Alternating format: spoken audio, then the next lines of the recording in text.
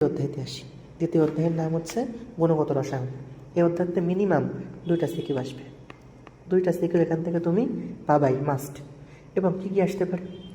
একদম ইম্পর্টেন্টলি নাম্বারের জন্য নাম্বারে আসতে পারে হচ্ছে কোনো একটা পরমাণুর কক্ষপথের ব্যাসার্ধ, ইলেকট্রনের বেগ এবং শক্তি। বলতে পারে কোনো একটা ইলেকট্রন 5ম শক্তি স্তরে আছে, ওই শক্তি স্তরের জন্য ব্যাসার্ধের মান বের করো, ইলেকট্রনের বেগ বের করো এবং শক্তি বের করো। তখন এই সূত্র আছে, ওগুলো অ্যাপ্লাই করে ফেলবা। এটা আসতে পারে নাম্বারে। আর নাম্বারে 4 মার্কের জন্য আসতে পারে ইলেকট্রন কক্ষপথ পরিবর্তন করলে যে আলো নির্গত হবে ওই আলো দৃশ্যমান হবে কিনা। যেখানে তোমরা এই সূত্রটা অ্যাপ্লাই করবা। তোমরা এখানে সূত্র এইটা অ্যাপ্লাই করবা। এই যে তোমরা এখানে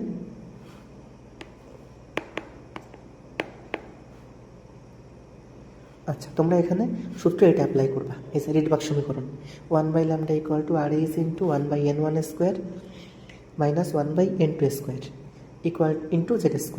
তাহলে এই যে ল্যামডা, এই ল্যামডা হচ্ছে আমাদের নির্গত আলোর তরঙ্গ দৈর্ঘ্য। RAs রিডবার্গ ধ্রুবক, এর একটা মান আছে 10.9678। এর মানটা হচ্ছে 10.9678। এটা হলো পার সেন্টিমিটার। আর মিটারে বললে 1.09678 গুণ 10⁷ পার মিটার। এটা যেটা মন চাই অ্যাপ্লাই করবা। পার সেন্টিমিটার নিয়ে করলে ল্যামডা সেন্টিমিটারে পাওয়া যাবে, পার মিটার নিয়ে করলে ল্যামডা মিটারে পাওয়া যাবে। n1 ইলেকট্রনটা যে শক্তি স্তরে ছিল তার মান হচ্ছে n1, যেখানে গেল ওই মানটা হচ্ছে n2। আর z মানে হচ্ছে প্রোটন সংখ্যা। ওকে, এটা বসালেই মোটামুটি তুমি মানটা পেয়ে যাচ্ছ। আচ্ছা, এবার মাঝে মধ্যে এটা খুব একটা আসে না, এটা মাঝে মধ্যে নাম্বারে আসে তুলনা। রাদারফোর্ড এবং বোর মডেলের তুলনা করতে বলে, কম্পেয়ার করতে বলে, কোন মডেলটা ভালো, কোন মডেলের সীমাবদ্ধতা কম। এইটা মানে কোনটা উন্নত মডেল আর কোনটা আগের মডেল, এটা এখান থেকে তুলনা করতে বলে। করে ফেলবা, গেল। এবার কোয়ান্টাম সংখ্যার ছক তৈরি, খুবই ইম্পর্টেন্ট ভাই। এটা সিকিউ, মানে এটা 5 স্টার। সিকিউ এর জন্য এটা 5 স্টার। এটা নাম্বারেও আসতে পারে, নাম্বারেও আসতে পারে। যে কোয়ান্টাম সংখ্যা ছক তৈরি, সাপোজ তৃতীয় শক্তি স্তরের জন্য কোয়ান্টাম সংখ্যা ছক তৈরি করতে বলছে, তখন তুমি ওই কোয়ান্টাম সংখ্যা ছক তৈরি করবা।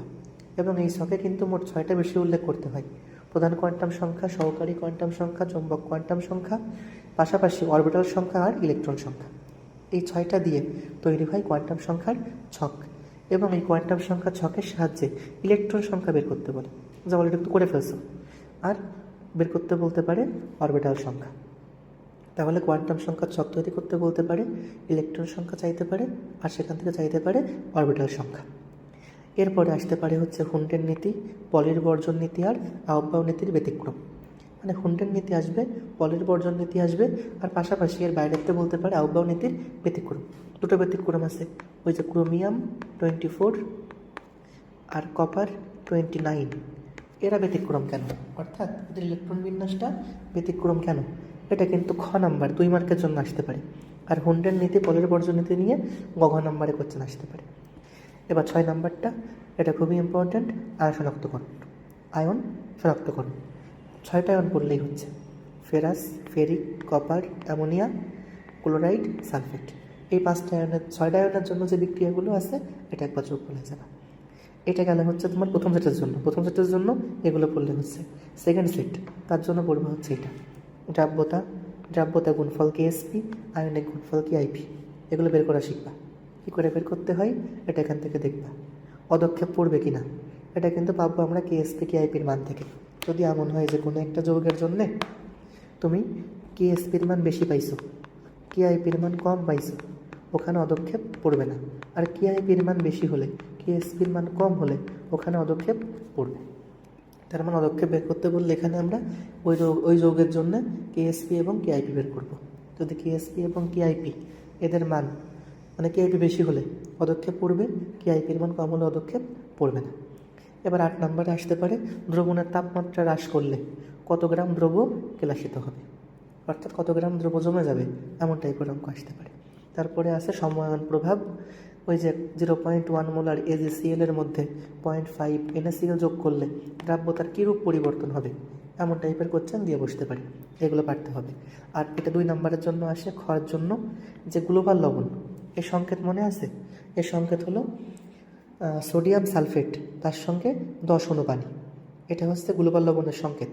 এবং এই যে গ্লোবাল লবণ, এর তাপমাত্রা ও দ্রাব্যতা সম্পর্কটা লেখচিত্র আছে, এরকম দেখবা।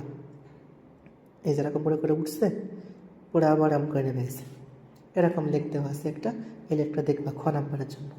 আর এরপরে যদি মনে করো কপাল খুবই খারাপ হয়, তাহলে এখান থেকে কোশ্চেন আসতে পারে যেমন সেশনের ম্যাথ, কাগজ ক্রোমাটোগ্রাফির ম্যাথ, এগুলো টুকটাক এখান থেকে আসতে পারে। খুব একটা ইম্পর্টেন্ট না, কিন্তু একবার দেখে যাইতে পারো। ওকে, দ্বিতীয় অধ্যায়ের জন্য এগুলো পড়লেই হচ্ছে। আর প্যারা খাওয়া লাগবে না, আমি এর পিডিএফটা আমাদের লিঙ্কে ডিসক্রিপশনে দিয়ে দেবো, ওখান থেকে নামাই নিবা। নামাই এগুলো পড়লেই ইনশাআল্লাহ এর বাইরে কোনো কিছু আসবে না।